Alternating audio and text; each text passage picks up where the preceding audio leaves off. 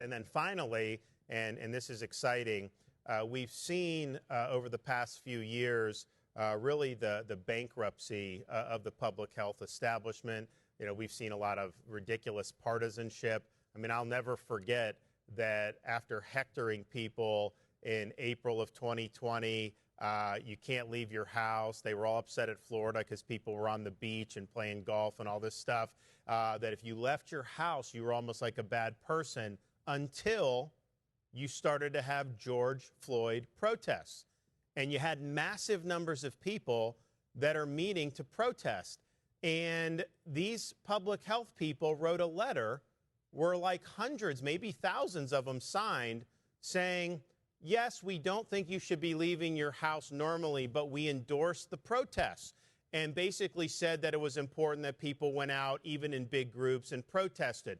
And then they said in the letter that does not mean they support protests for other things, like people that wanted to protest lockdowns. And so if that just didn't take the mask off and just show, you know, that this is all just a huge political farce, I don't know what is. But the reality is, even this in May of June of 2020, I think you've continued to see people in these bureaucracies and in this establishment behave in ways that have totally squandered any type of confidence or goodwill that people would have. And our CDC at this point, anything they put out, you just assume at this point that it's not worth the paper that it's printed on. And so it's not serving a useful function. It's really serving to advance narratives rather than do evidence-based medicine. And so in Florida, the Surgeon General actually has the ability to convene panels of experts to do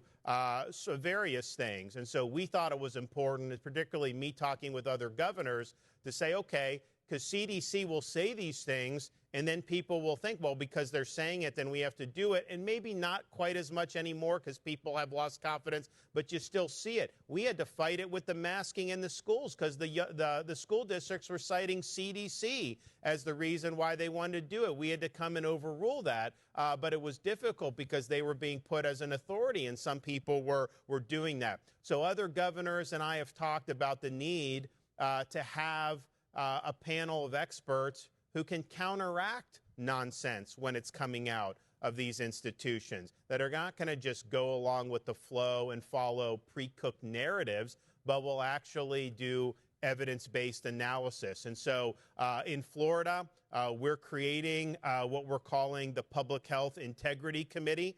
It's a committee of expert researchers that will be able to assess recommendations and guidance related to public health and healthcare, but particularly being able to offer critical assessments of things that bureaucracies like the FDA, CDC, and NIH are doing.